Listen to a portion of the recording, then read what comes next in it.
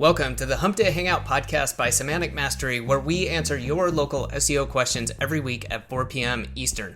I'm Adam Moody, and my partner at Semantic Mastery, Bradley Benner, will be sharing his decades of expertise based on not only helping others, but running his own agencies and businesses in the space. If you'd like to join us live on YouTube each week, just go to www.semanticmastery.com/HDHO at 4 p.m. Eastern on Wednesdays. If you'd like to ask a question ahead of time, go to the same link, www.semanticmastery.com/HDHO at any time and submit it there. Don't forget you can get the Semantic Mastery Local SEO Toolkit for free at the same URL. Okay, let's get going with this episode. Hey everybody, welcome to Hump Day Hangouts, episode number 529. Today is the 15th of January, 2025. And we have got a few announcements, and then we want to get into answering your questions. And I want to take a minute, though, first of all, and say hi to the guys, see what's going on, and then we will start getting into it. So, Chris, how you doing today?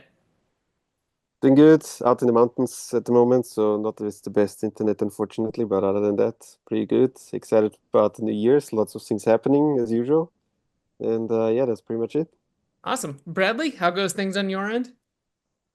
Busy. I'm on top of Mountain 2 back in Grundy. I was supposed to leave for Alabama last weekend, and I couldn't because I had destroyed my plumbing in my RV when I went on the Christmas break holiday. I didn't winterize it properly, apparently, and it froze, and so I knew that it destroyed my water heater because when I came back between Christmas and New Year's, I came back and I was only here for less than 24 hours because I discovered that my water heater froze and basically the pipes exploded. And so I had to order parts, and it was because of the holiday. It took over a week for the parts to come in. So I ended up going back to visit family while I was waiting on the parts. They finally came in. I came back on Sunday of this past weekend, and tried to get the water heater installed. It took me a day and a half to get it done because I had to change the heat exchanger and all this stuff out. And that's a real pain in the ass, but I did it myself, got it all done, hooked back up, turned the water on. Well, there's multiple leaks on the internal plumbing on the inside of my RV because apparently it's the hot water line that I didn't drain properly, and that's what froze, and there's multiple leaks. And so I basically got to replace the plumbing in my RV, which there's nowhere around here that does that type of stuff. So I got to do it, and I'm not a fucking plumber. I've seen plumbing a lot because I did electrical work for 20 years. But so for the last 3 days now, it's Wednesday, and I've been here since Sunday. And so what I've been doing is every chance I get during the day, I've been trying to take off for an hour and fix a little bit of plumbing and then jump back on for another call or do some more client work. It's just been nuts. And so I'm behind in work. It sucks, but I'm getting close. I think another day or two, and I should have all the plumbing repaired. But man, what a fucking nightmare. And trying to do all this stuff when literally like this morning, it was 8 degrees, Oh, 8 degrees outside. So it's just been a nightmare trying to deal with because trying to work on plumbing when it's cold is hard. yeah. And so it's been very challenging. And I actually made the decision yesterday after this. I've been in this RV for a little bit over a year. It's only temporary. I was only planning on being temporary while I'm getting this property developed. And that's taken way longer than I expected. But of course, it's the first time I've ever developed raw land. So it's just a longer process than I expected. But yesterday, I finally went ahead and applied for a mortgage loan, or started the ball rolling to apply for a home loan because I said, man, the RV life is fun when the weather's nice. But when the weather sucks, like in extreme winter or extreme summer, it sucks. It's no fun at all. And so I'm going to get the ball rolling. Even though interest rates are terrible right now, I'm still going to get a loan and I'm going to buy a house sometime next few months so that I can not be in this RV in the hot summer and the cold winter and only do it during the spring and the fall when it's enjoyable. You know what I mean? Yeah. So Man. Yeah, trial by fire or trial by ice, I guess, is it's the been awful. yeah. Well, stay safe. Thanks, I man. will say we've got, although Bradley's been dealing with that, he's also been doing a bunch of other stuff. We've been putting out some videos this week. The first video went live on Monday. That was video number one. And that was, it is live, and I put the link in the chat, and that is about the local lead gen crisis and some more information about, basically the industry, kind of where things are at right now, and where Bradley sees this going. And tomorrow, the second video, more dealing with how to generate leads without the feast or famine, right? Where you get in that, oh, okay, got to fulfill everything. And then, oh no, I haven't been building my pipeline. Nope. Okay. Back to prospecting and back and forth, back and forth. dealing with that. And then we're going to have another video coming out on Monday. And this is, of course, leading up to the DHA program. Is going to be launching later in January, phase 1 again. And we want to give you and others a lot more information about this, why it's important, and where we see this going. So Bradley, thanks for getting those videos created. I know a lot of people have already watched them. And if you watching us right now have not seen that, head over. The link is already in the chat, and make sure you check those out. Really good videos that Bradley put out, and definitely well worth the watch. Thanks, Bradley, do you man. want to add anything to that? Other than, yeah, just a little bit, I guess. And that is, guys, this is what I've been developing for my own agency since 2020. I didn't call it the DHA model then, but I just kind of came up with that name in the last year or so. But it's, just a way to overcome the challenges that I've experienced in my own local SEO agency. And then I know that most local SEO consultants and freelancers and small agency owners experience, and that is inconsistent lack of inconsistency with lead generation, inconsistency with fulfillment and results, like just inconsistency across the board in their agencies, and they wonder why they're having a trouble scaling and generating, really good revenue and all of that. And it's because of all the shit that we do as SEOs trying to generate that dollar. And we end up spreading ourselves too thin. We're not very focused in our product offerings, our service offerings, or the niches or the industries that we work with. So it's just inconsistent across the board, which affects our revenue and actually increases our workload. So we work harder for less money. And so the DHA model has really been developed so that you can become really proficient and effective in one particular area, one particular market or business vertical, with very particular set of services that aren't just marketing and SEO related services, but are business building and development and growth services. In other words, you can help a business once you know their industry. You can help them not just on lead generation, because what happens if they have a shitty system where they're not efficient with following up with leads, and those leads are falling through the cracks because they don't have a proper follow-up system? Or what happens when they don't have proper outreach to sell additional products or services to existing customers, which is the cheapest sale. The cheapest sale you're going to get are selling additional things to existing customers or people that have already spent money with you. So I know in the tree service industry, most tree guys are terrible at all those other things. And so they all tell you, I need more leads, I need more leads. But when you start asking them about what they do with the leads when they come in, you see that a lot of them go unresponded to or responded to very late. And so therefore they lose that opportunity. And so it's all about helping businesses establish processes and systems that are going to help them to generate more revenue and growth. And if we can do that, we are no longer a replaceable commodity like an SEO or lead generator is. Now we're a trusted business advisor and they stick a lot longer.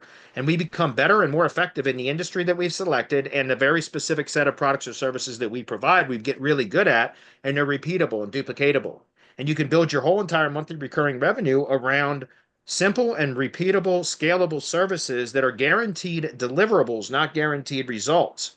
You can always layer on results-based services later later on, and once you've established a good working relationship with the client and developed some trust, it's much easier to sell them on higher monetary value retainer-based packages after you've already established some trust with them because you've delivered what you promised you would deliver on a much smaller scale initially, right? And so these are all things that I've kind of learned over the years with my own agencies in a way that has simplified my business model and helped me to scale my revenue significantly while at the same time simplifying my business model. And so that's what I'm trying to share with you guys with the DHA model. There is still parts of it that are in development, but the phase 1 program is fully developed. The phase 2 program is, which is the sales and fulfillment side of things, is still in development, but we're hoping to launch that sometime in February. So I would encourage you guys that are kind of struggling. This is a new year. It's right. It's people always talking about New Year's resolutions. It's January. You want this, in the United States, we are poised right now to have an economic boom this year, right? It's fully possible for things to turn around and for a lot of companies to be spending a lot of money this year. So if you want in on that, you want to capture some of that economic boom that is potential and likely, then right now would be a good time to maybe consider restructuring what you're doing in your current business and your current agency for something that's going to simplify your model and allow you to scale and get better results with less workload. Hopefully that's clear. How'd I do? Did we lose Adam? Pretty good. Love it. I think we lost Adam. I Nope. think we Was just checking on something, but good to go. Okay, So gotcha. I don't really have any additional announcements. Anything else on your guys' end? No, sir, we got a bunch of questions, so we can jump right into it. all good. All right, let's do it. All right, I'm gonna grab a screen. Let's go ahead and get into it, guys. And I did skip over. I know we were gone for 2 weeks, guys, but that was scheduled time off, which is the first time we've done that in forever. Because we've basically never missed a Hump Day Hangout, and I think we missed one, but it was scheduled prior to these last two. And finally, after 10 years, we said let's take a couple of weeks off. So I did skip over those questions that were posted during those 2 weeks. If we run out of questions today and we still have time, which is unlikely, but if we do, I'll unhide those and we'll start working our way backwards from those questions as well. So I picked back up from last week where we stopped last week. And let's go ahead and jump into it. So the first one is from James. He said, I built a website for my local business about a year ago when I was new to SEO. Over the past year, my Google business profile has been ranking well, but my website never performed well in rankings. So he's talking about an organic. And I understand why. And I understand why. Now I'm planning to rebuild the website, but I'm unsure if rebuilding on my existing WordPress site will take longer to improve these rankings, or should I create an entirely new site on high level and transfer the domain, or should I stick with WordPress? It doesn't matter which platform you use. It really doesn't.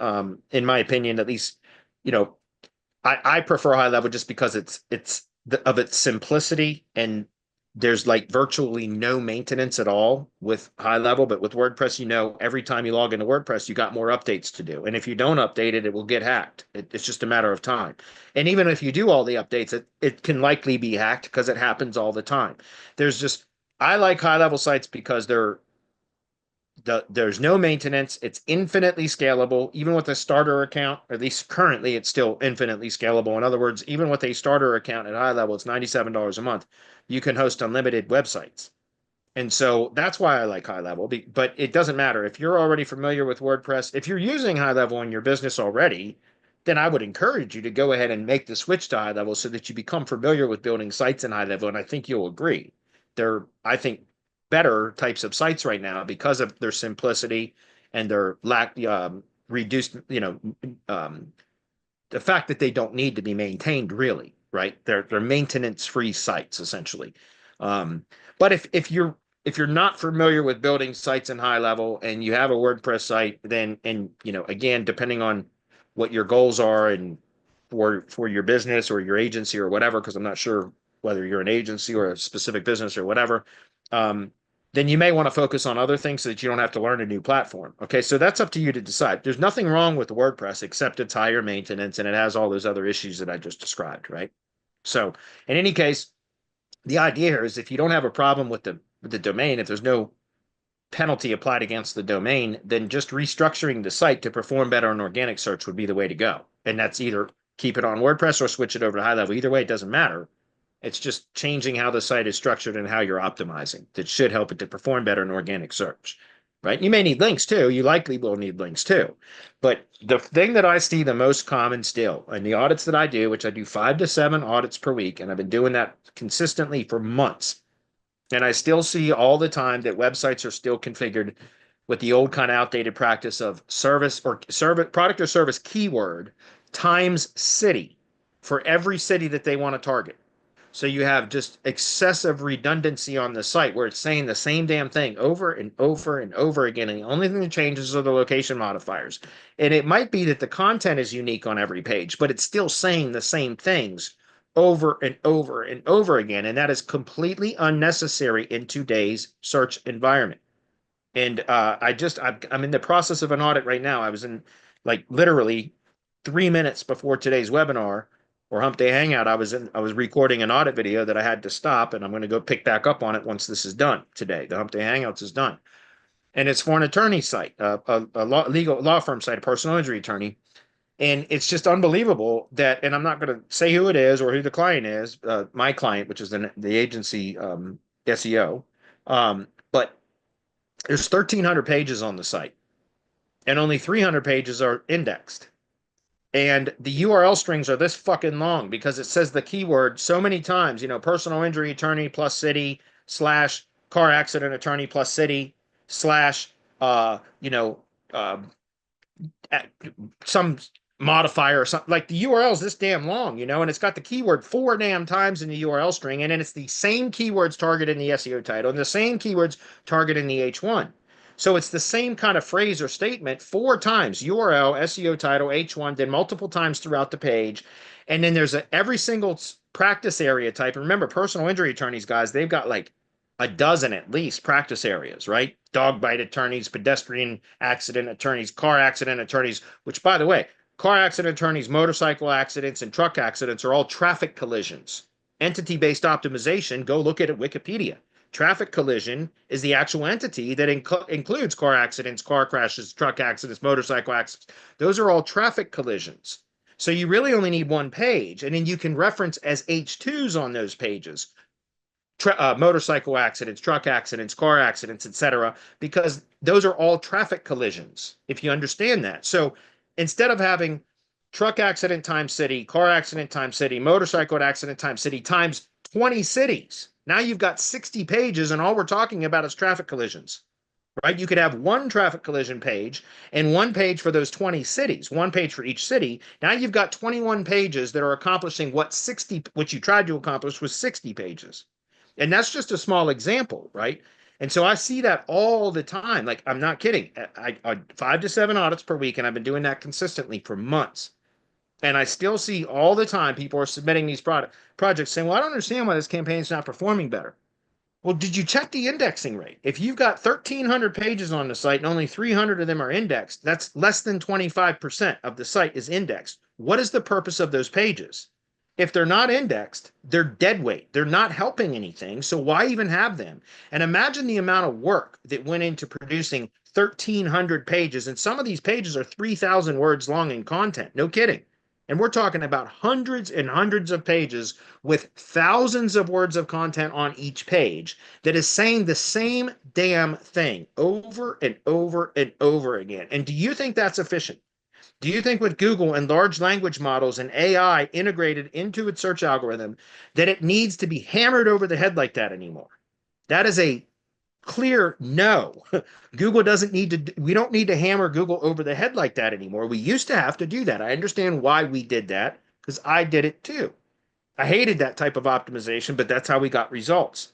But now in today's search environment, because of large language models and integrated AI, Google can very clearly understand what the site is about because it maps the site out thanks to the helpful content update. I described this as a way to kind of visualize the change from a keyword-based algorithm to an entity-based algorithm.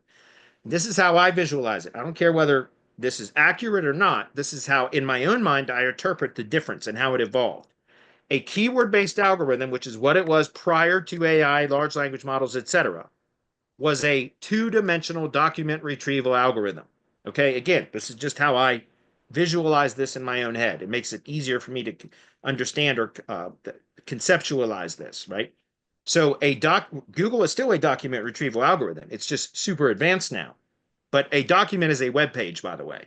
So prior to large language models and AI and all of that being integrated into the search algorithm, it was, in my opinion, the way that I visualize it, a two-dimensional document retrieval algorithm. And now it's a three-dimensional document retrieval algorithm because it's an entity-based algorithm versus a keyword-based algorithm, if that's clear.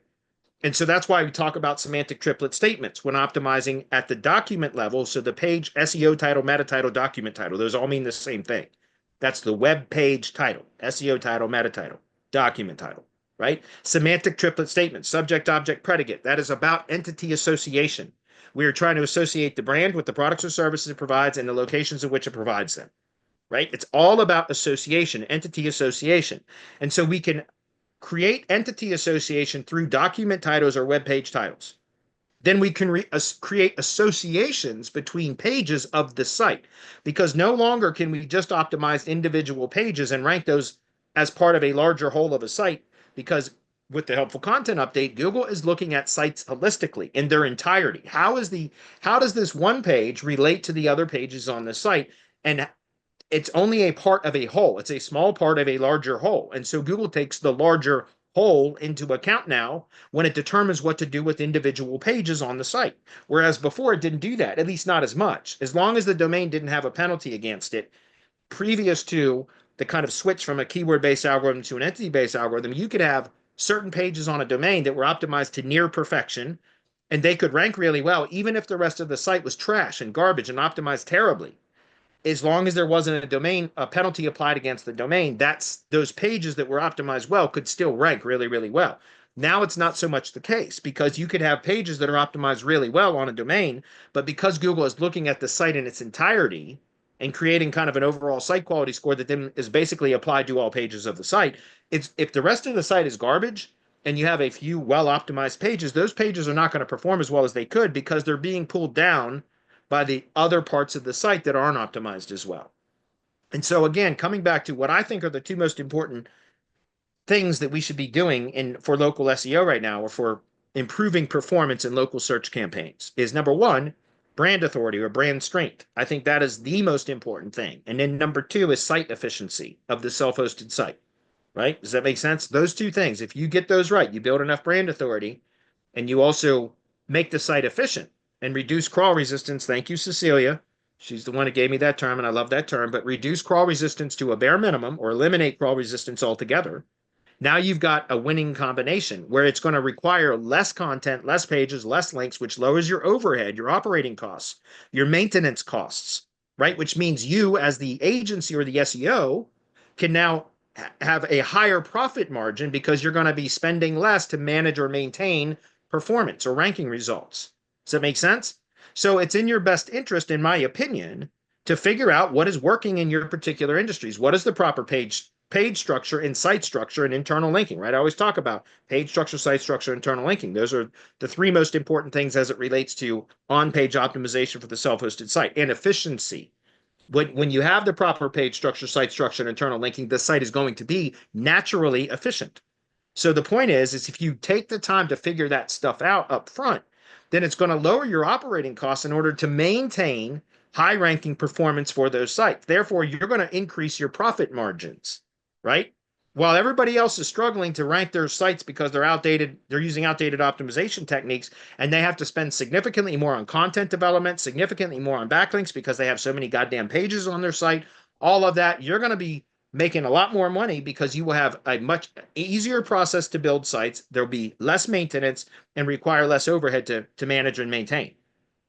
So again, my point is, as far as which kind of platform to use doesn't really matter. Now, because of AI, there are so many website builders that are coming out, and honestly, I don't think I've not tested any others other than just WordPress and high level, and swipe pages I use for landing pages for ad campaigns and stuff.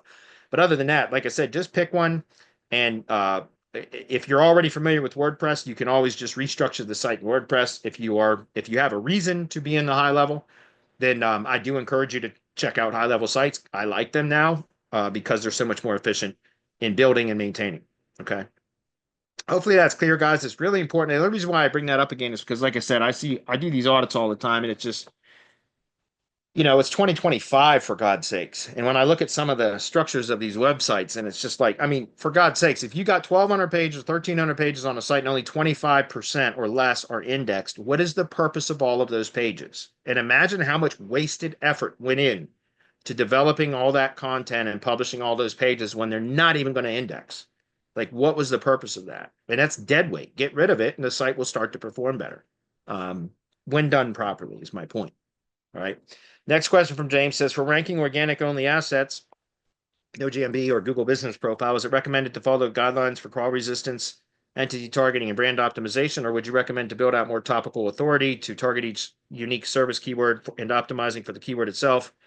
Niches roofing. Look, in my opinion, for local SEO campaigns, topical authority is not needed. It's not necessary. It's about conveying in an efficient manner who the business is, what they do, and where they do it.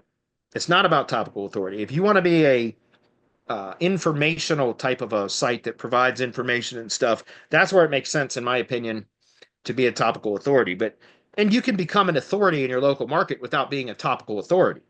Do you understand? Without being the topical authority on roofing, you can optimize individual Google business profiles or local business campaigns, right? Local SEO campaigns, which includes Google Business Profile, websites, the brand or the branded entity or branded location. All of those are part of a local SEO campaign. So you can target, look, build authority in a local area for the specific industry. So you can be the authority on roofing in a local market without being a topical authority on roofing. Do you understand?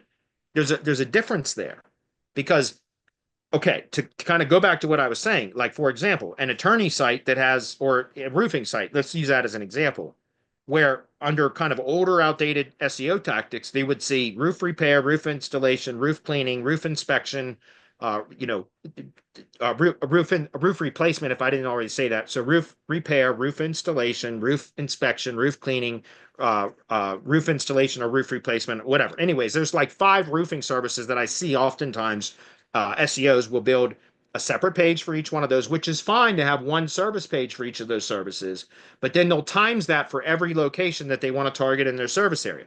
So they'll have, you know, roof repair times city 1, roof replacement times city 1, roof cleaning times city 1, and then they'll do that again for city 2, city 3, city 4. That's where you have all of this stuff on the site. And then they'll start blogging too. Like I see this again on most of the sites that I audit.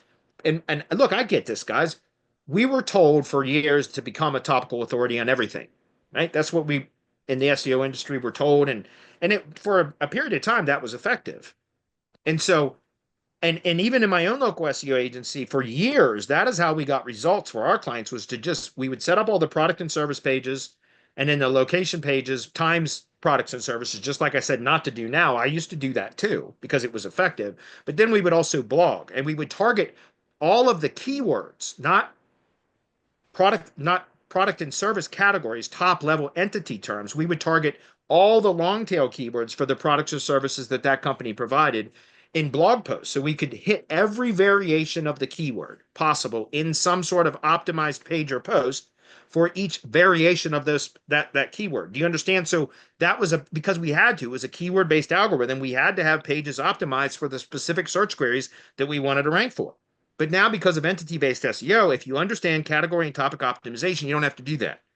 You optimize for the categories and the topics. So top-level entity type terms, which all of those search queries are associated with those entities, categories, and topics. So if you optimize for that, it's a much more efficient way to do it. So getting back to what I'm saying, I don't think it's necessary to be a topical authority. You want to be the authority on roofing in a particular local market, but you don't have to be a topical authority to achieve that, right? The way that you become the authority on roofing in a particular local market is build brand authority, right? Which is, again, that's not necessarily about content on the site. That's about how many places you can get referenced elsewhere on the web with accurate information, and then helping Google to discover and to like identify that those are validating data points on the web and pull that data into the knowledge graph. I talked about this before. Link to them with Google Business Posts. Reference those page URLs and same as attributes of local business schema. Put them into an ID page and make sure the ID page is referenced in the add ID field of the local business schema, right? Those are things that can help Google to identify all these validating data signals about that particular branded location, thereby pulling it into a knowledge graph and therefore strengthening the brand. So strengthen the brand, number one, if you want to be an authority in local market. Number two is make your site, your website, super efficient to where you're conveying to Google very clearly what the site is about through the main optimization elements at the page level to begin with, but then overall site structure too. So I talk about the main optimization elements of a page, and local search is really all that Google's paying attention to. It's not the content. The content is filler between the main optimization points. Main optimization points being the URL, SEO title, H1, headings, subheadings, internal links, and media. That's the main optimization elements of a page, right? That's what you should be optimizing, those, to clearly convey to Google what that page is about. Then the content between those main optimization elements should be optimized for conversions, to convert a human visitor into whatever conversion goal it is that you want them to take.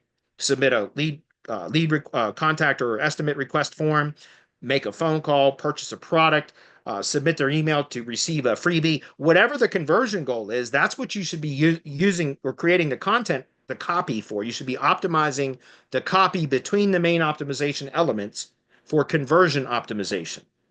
Do you understand? Because we can convey to Google through the main optimization elements of the page what that page is about, and then you associate that page with other pages on the site which clearly convey to Google what that page is about through internal linking, so that you don't have to create this excessive redundancy where you're saying the same thing over and over and over again, which is not efficient at all. That creates crawl resistance, right? Google is punishing that right now because it's using unnecessary resources. So make your site efficient, build brand authority. That's how you're going to rank. And then you may need links. You likely are going to need links too. But now your links are going to be much more efficient because they're going to be more cost effective because now you've got less pages and less target URLs to build links to. And with proper internal linking, the site will respond really well to those links when you send links, external links to that site, if that's clear. So again, brand optimization is what I would recommend here, not becoming a topical authority. That's not necessary. Being a strong brand in the local market is going to be more valuable for local SEO, in my opinion. Now, if you were creating a big like niche roofing directory or something, then it might make sense to become a topical authority on roofing for a national type of a site. But for a local market site, guys, that's overkill. And again, that goes back to what I was saying with blogging. I see this all the time where there are dozens of blog posts that are targeting a variant of a keyword that there is a service page optimized for. So those are now points of competing pages, right? That can all Google's unsure of which is the most appropriate page or post to uh, um, serve in the search results for this particular search query when there's multiple pages on the site that could be served for that search query.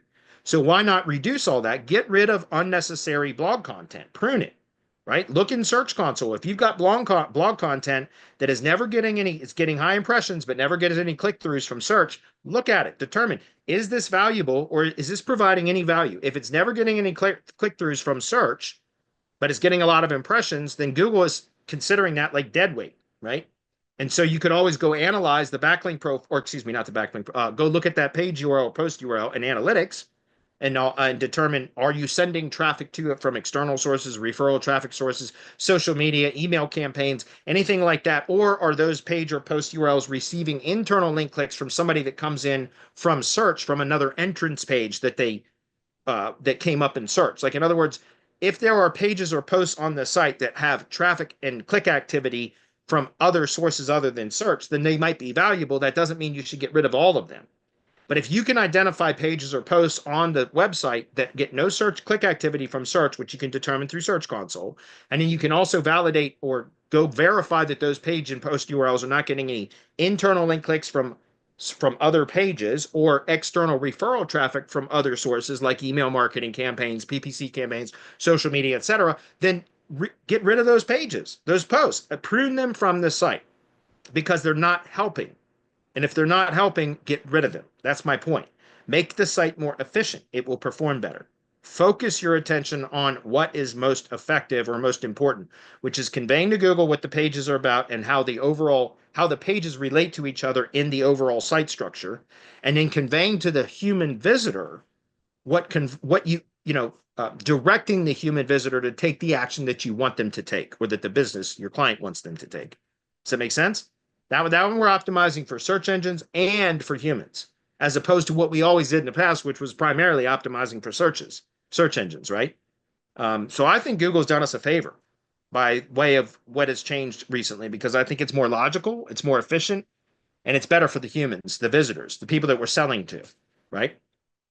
Next, Matthew says, I created an NAP citation through a service that republishes that listing exactly as provided across multiple regions, specific domains. However, most of these regions do not align with my company's actual location. Will this practice improve my map ranking or could potentially harm it?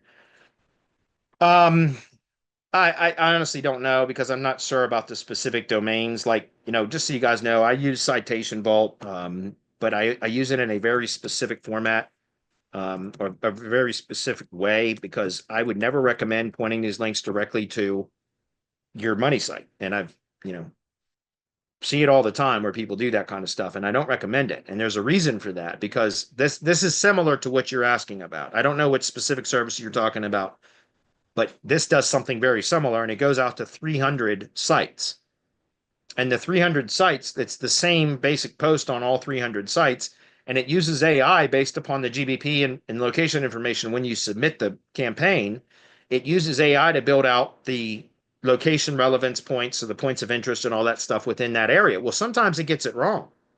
and it pulls in a completely different area. Like it's this, it might be the same city name, but it's in a different state or a different country sometimes even. No kidding. And so I use these citation vaults specifically to build links to an ID page with a brand anchor or URL anchor to the ID page so that it's a pillowing effect. In other words, we take an ID page, which is hosted on an Amazon S3 bucket. That's how I host my ID pages, always have since 2019 when I developed that strategy. And then we build citation vault links to the ID page where the website URL in the citation vault citations are the ID page, and we use a brand anchor or URL anchor. And what that does is it creates roughly 300 links of brand anchors to the ID page so that then when we come in and do our intentional link building with semantic links or links with relevance, we can go with keyword anchors, target and topic. Keyword target is keyword plus location modifier, topic is keyword only. Because we built a base layer of branded anchors first. So we've pillowed the ID page with brand anchors. And now we can hit it with more effective, juicy links with the proper topical relevance that now have keyword anchors, if that makes sense. So it depends on how you're using that type of a service, whether or not it can be harmful or effective. If pointing directly to your money site, I would say don't do it, right? If you can, change that. Use an ID page as a target URL instead, or a Google site, sites.google.com. Go create a site mirror with a Google site that it mirrors the structure of the main money site and use the Google site as the target URL of that type of a service, right? Something that has high, I typically don't care about domain authority, but in these cases that matters. Amazon S3 bucket URL has high domain authority. Google sites, high domain authority.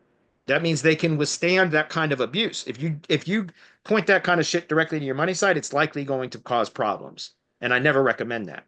Got to be smarter about where you're building links and how you're using them, is what I'm saying. Because, again, guys, with AI now integrated into the search algorithm, Google is getting really good at picking up on all kinds of stuff. The spam update that just occurred December 19th to the 26th, that was an on-page update, one of the biggest since the helpful content update, in my opinion. And, again, Google is getting really good at being able, and by the way, there was a lot of unintended consequences that have occurred because of, that spam update has wreaked havoc for uh, a lot of sites that didn't deserve it got hit. I can tell you that. And a lot of sites that did deserve it got hit saw a huge ranking boost. And that's normal for big algorithm updates because they do stuff, a lot of havoc. They create a lot of carnage on the web.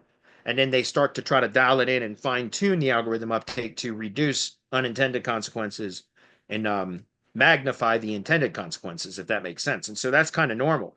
But my point is, again, guys, like Google's getting really good because of AI at being able to pick out patterns and stuff like that. So you gotta start thinking more carefully about where you're using certain resources such as a NAP citation service like that, right? So there's a couple other ones. Like I said, a Google site, an ID page, the Google Maps share URL, not the CID URL, but the share URL. That could be another target URL for something like this type of a service. Something that has really high domain authority, which is normally a metric I don't give a damn about. But in a case like this, you want to use something like that that is a buffer between that type of a service and your money site, if that's clear. Okay. Good question. Moving on. James says, how do you profit from $20 niche edits? Most provide them for $60 to $100 per link, marked up 2 to 3 times. I know that, but I specifically developed my semantic link service with the intent that it would be provide higher margin potential for my clients. Why? Because I used white label link building services for my own local SEO agency for most of my local SEO agency career. It wasn't, again, I started my local SEO agency in 2012. And it wasn't until 2022, well, 2021 is when I started testing and trying different link providers and also testing my own link sources, like by building my own links, by testing various things. It was 2021 when I finally, because I got tired of pissing money away with link vendors that were having a declining effect. Their links were having a declining effect, and I kept having to spend more of my clients' money from the retainer on buying links and I wasn't going back to my tree care contractors and saying, hey, I've got to increase your monthly retainer because I got to spend more money on links in order to achieve results for you. Of course, I wasn't doing that. I was just eating the additional costs. And I had to keep buying more and more links in order to achieve the same results because it's not that the quality of the links were declining, it was the effectiveness of them was declining. And that was because I use white label providers and vendors and gig providers that set like on the marketplaces and stuff like that to do my links. I didn't build links in-house, right? And then in 2021, like I said, I started developing and testing different link types, different link providers and vendors, and also developing my own link, testing my own link building services and processes, et cetera, to try to figure out what was effective. And that's how I got introduced through On-Page AI, which is Eric Lancheres' tool. I got introduced to the concept of links with relevance, which made absolute sense to me the moment I heard it. And that's when I started testing with basing all of my link building purely on relevance metrics, not third-party proprietary metrics. And when I started doing that, I started seeing that they were producing the result. And so when I decided to open this up after testing it with some of our mastermind members, to confirm that this type of link building was effective in all industries, not just the tree service industry. And we confirmed that in December of 2021. In January of 2022, I launched Semantic Links, and with the intent that I was going to provide significantly lower cost links that were based on relevance, not third-party metrics, so that I could sell them for significantly cheaper, which would allow you guys, the SEOs, the agencies and consultants and freelancers, to have higher margins because you could mark them up more. Right. And I did that intentionally, guys, because as an agency owner myself that used white label services, I know how sensitive I was to my profit margins. Right. And so I was always looking for ways to reduce my expenses so that I would increase my margins. And so I launched this specifically with the intent of provide my goal when I launched Semantic Links was to run on a 30% profit margin myself. And but to be clear, for many of the first months or first year plus, so for a long time, I was not running at a 30% margin. I was running at more like a 25% margin. But over the years, we've gotten more efficient now. For 3 years, we've been running this, gotten more efficient in how we build, reduce costs in some places, et cetera. And so now I do run at roughly a 30% margin. And I do that like I still have people that come in and say, hey, as a mastermind member, can I get a discount on your white label services? And I say no, because we run on slim margins as it is, because I did that intentionally. We're a white label service provider, and so we're not going to, take provide discounts for white label services that are already priced good, right? If I had a 40 or 50% margin, something like that, then perhaps there'd be a little bit of wiggle room. But 30% margin is not huge, if that makes sense. And by the way, I encourage people I don't encourage you to sell links to clients a la carte or like as an add-on service, because most clients aren't going to understand that. And so you're going to confuse them by trying to sell them an additional service for links. I always recommend that you just build link building costs into the overall retainer, and that becomes a line item on the monthly deliverables essentially. And so I always recommend that, I priced my subscription plans, et cetera, that you should do a minimum markup of 50% on my plans and then include that cost in your overall retainer. So let's say that you had a low to medium competition subscription plan that for a particular client, that's $299 a month, so $300 a month. I would mark that up a minimum $150 to $450 a month as part of that retainer, overall retainer, if that makes sense. And then you don't have to do anything, and you're making 50% margin on a service that is done well by my team and I, if that makes sense. So again, I recommend a 50% minimum, but I know some people that, they're just trying to get their clients results, so they really don't even mark it up. They just give it to them at cost because they're making their margin elsewhere, if that makes sense. You do it however you want. I'm just giving you some recommendations. Okay. By the way, most of the time people are selling those links for those prices because what they're selling you on is those third-party proprietary metrics, guys. They're selling you on DRDA and traffic, right? Think about it. And so, by the way, that's what they're doing. Most link sellers are still selling on those metrics. Traffic is a valid signal. That's a valid metric for sure. I'm not disputing that. But the DA and the DR, in my opinion, if the links are relevant, both at the referring page and referring domain level, then DA and DR, for sure, those are great metrics that you can use as secondary metrics for deciding if you're looking at multiple link sources and you can determine that all of them are relevant. Then if you want to use a third-party metric like DA or DR or trust flow or something like that as a determining factor as to which of those link sources that are all relevant are likely to be the strongest, the most effective, then those third-party metrics can come into play. But determine the relevance factor first, really, in my opinion. So I don't even care about those third-party metrics until and unless I've determined how relevant the links are first. And I want to build links that are the most relevant as possible. Okay. Ricky says, how long does it take for keyword rankings to stabilize for a new site? It depends. There's so many variables that determine that. Usually after everything's fully indexed and you don't make any on-page changes, it could be, a month, roughly a month. But every time you make on-page changes, it's like dropping a rock into a pond or a lake, right? It creates ripples. You got to wait for those ripples to settle to determine where it fully settles into the algorithm, right? It creates disturbances in the algorithm, right? And so you have to wait for that kind of settle, for the dust to settle for you to determine where things are. That's the same for links too, by the way. If you build a link to a page, when Google crawls that link, then that creates basically a ripple in the algorithm, right? It's a disturbance that because it's new data and Google has to figure out what to do with it. And so you have to wait for things to settle, if that makes sense. It's usually about a 3 to 4 week period is once typically from what from at least from my experience there. I'm sure that varies depending on a number of factors as to how long kind of like that probationary period is or the volatility will occur. The Google dance, how long does the Google dance occur?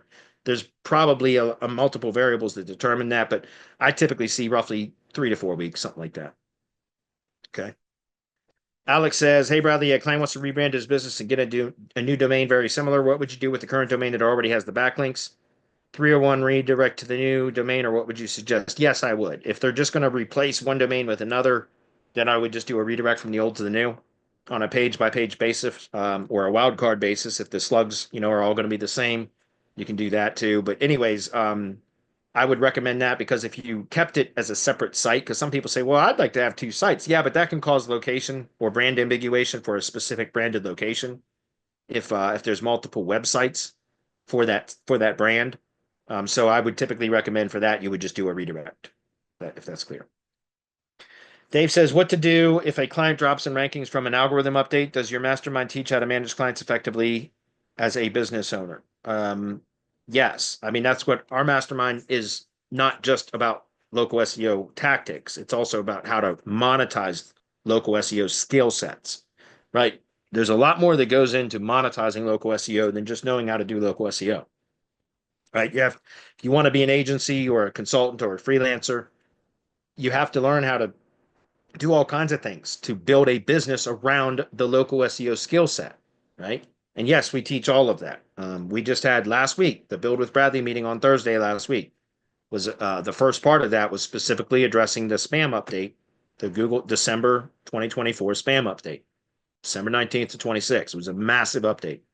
And we talked about ways to identify what type of penalty a domain or site was hit with, how you could determine that, and some things that you could do to overcome that penalty or to test to see how to recover.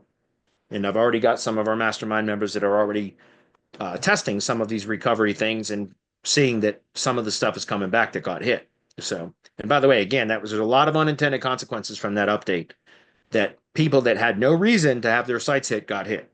And other sites that should not or should have been hit saw a huge ranking boost. So everybody calm down. This is normal with Google algorithm updates. You got to allow the dust to settle. Google will try to dial that in a bit, fine tune it a bit, and typically we'll kind of reverse some of those unintended consequences. And then once everything kind of settles down, then that's typically when you can figure it out. For me, it took me several months after the helpful content update was released before I fully understood it. And that's normal. And I don't rush it anymore, right? I don't. I just, over the years, 15 years doing local SEO, I've learned to be patient. I know that's hard for clients when they're suffering because they've lost leads, but you have to be very clear when you're pitching your services to clients that you don't work for Google and that, we're all at Google's mercy. At any time, Google can change stuff and it can completely destroy the work that has been done. And it takes time to figure out what else has to be done to recover. If you're transparent about that up front, at least the expectation is there, right? Don't promise the world if you can't deliver it, is my point. And so as long as they're clear about that up front, then the client is aware that there's always risks with SEO. There always will be. It's Google. We don't own the platform. We don't control it. Neither do they. The client, I mean. So all we can do is play within what constraints Google gives us and try to optimize the best that we can for whatever's working currently. But Google tomorrow could change its mind again, and we're back to square one. And it's just important to convey that to the client up front to set the expectations. Be transparent. Your clients will respect that too, by the way. Then telling them that oh yeah, we'll get you ranked and keep you ranked. You don't know that. Like the goal is to get them ranked, of course, but you don't know that you're going to get them ranked and keep them ranked. I mean, of course you're going to try and you can always explain that, but you have to be clear about the potential with Google that at any time they could change something and they could experience a drop in rankings. And it will take some time to figure out what the appropriate way to recover it is, right? And again, that's normal. I know it's a tough conversation to have with clients, but you need to do it. So, do we teach that? Yeah. Now, I'm not saying I have the answer to how to recover from every penalty. I don't, just to be clear. But I will give you ways and things to test and try from my experience of doing local SEO. And in some cases, like especially link penalties, they're hard to recover from. So Penguin and off-page penalties, on-page penalties are typically a lot easier to recover from, but off-page penalties, they're a bitch. And sometimes there's been many times I've been unsuccessful in recovering from off-page penalties. But fortunately, the way that we do stuff now, it's a lot less likely to receive an off-page penalty. Kolja? I'm not sure how to say that. Forgive me for not knowing how to pronounce that name. How do you approach businesses to create a listing in your directory? We just email them. Yeah. We just email them and ask them to confirm their company and contact information for their free listing on the directory. And when they reply to either say yes, because we just send them it's a cold email sequence, 5 emails across 10 days, every other day.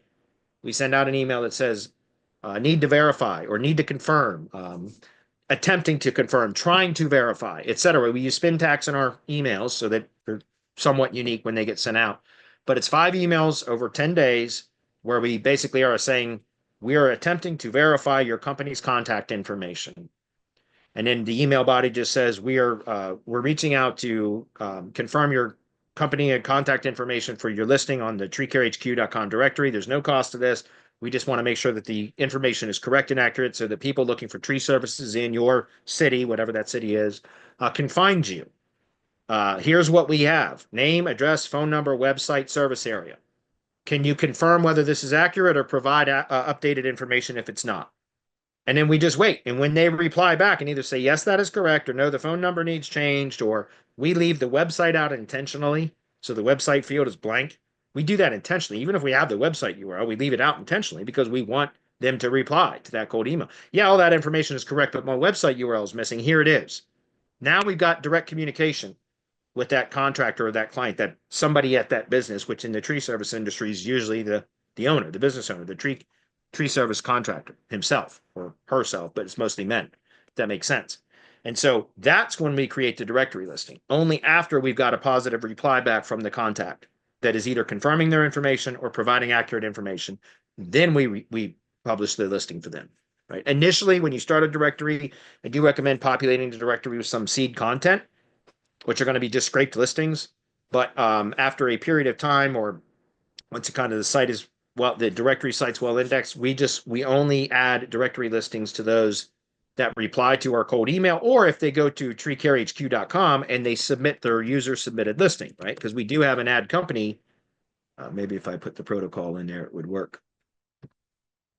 Treecarehq.com, you'll see there's an add company button right here, which just goes to a high level form. This is a high level form. This is not, when they submit this form, all it does is create a contact record in high level, and they go right into the same sequence that we do when we do cold outreach, if that makes sense. We still reach out to them after we publish their listing, and then we want to deliver, we want to deliver the directory listing to them on a call now, so that because that's how we transition from just the directory listing into starting to pitch our services based upon what we discovered in the process of optimizing their directory listing. Like, in other words, we discover problem areas that they have in their digital presence when we are creating and optimizing their listing. And so when we deliver the listing now, we try to get the company or the contact on a call to deliver the listing.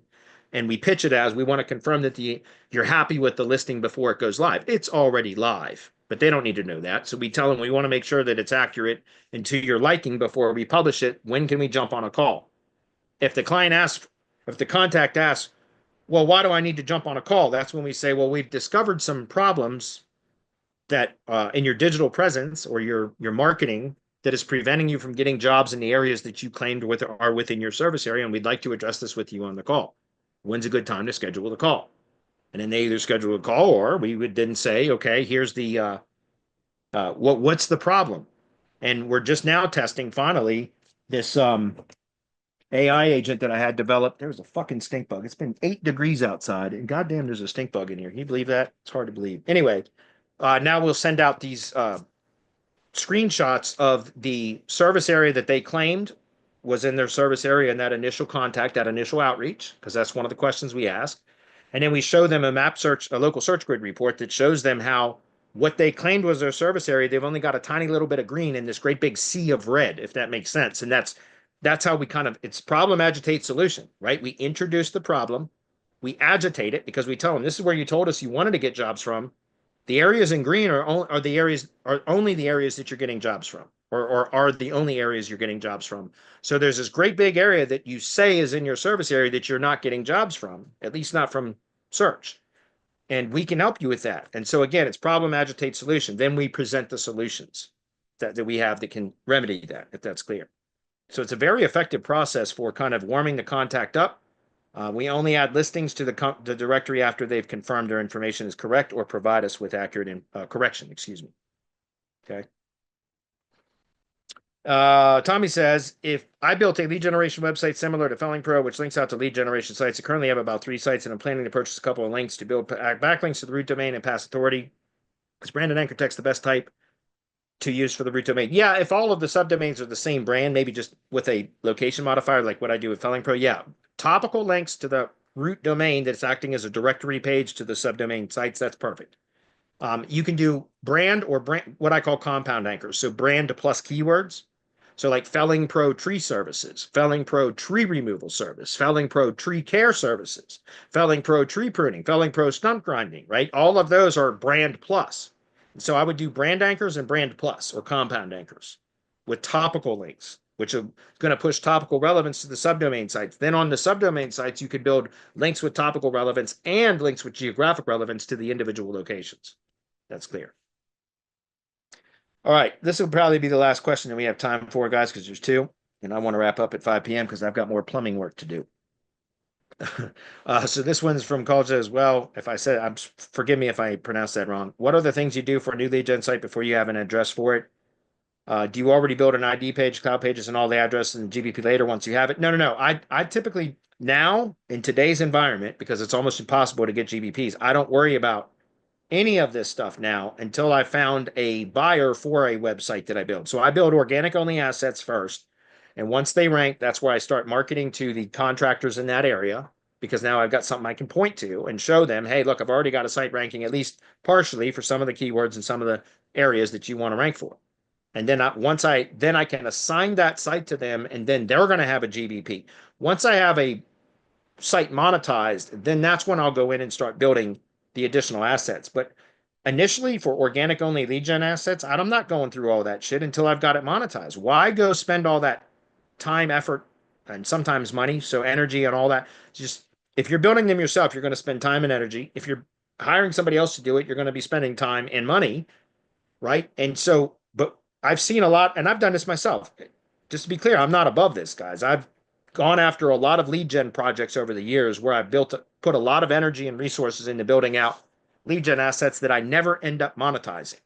So why bother with that? So what we do now is recommend just targeting organic only assets. So self-hosted websites that you build in particular areas, preferably low competition areas.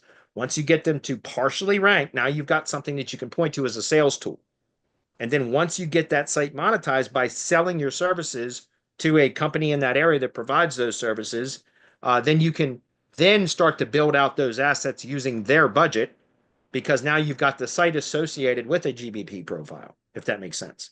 I don't build lead gen assets with Google Business Profiles anymore. I still have a number of them, but I'm not building any new ones, if that's clear. We build organic only assets, and then I'm saving all of my effort for Google Business Profiles for companies that have real valid business locations, because I'm tired of doing work on GBPs that Google suspends just like that, right? I don't want to build my business like that anymore. It's not a stable foundation. Okay. Do you still use Press Release, and do you have recommendation for a provider? Yes, Press Advantage is my provider. They've been my provider since 2014, so going on 11 years. That is not a joke. We just did an update webinar. Stand by if I go to the channel real quick, and it's 5 o'clock, guys. So I'm going to wrap up as soon as I finish this. Give me 1 second. If we go to the channel and just search, let's try Press Release SEO maybe.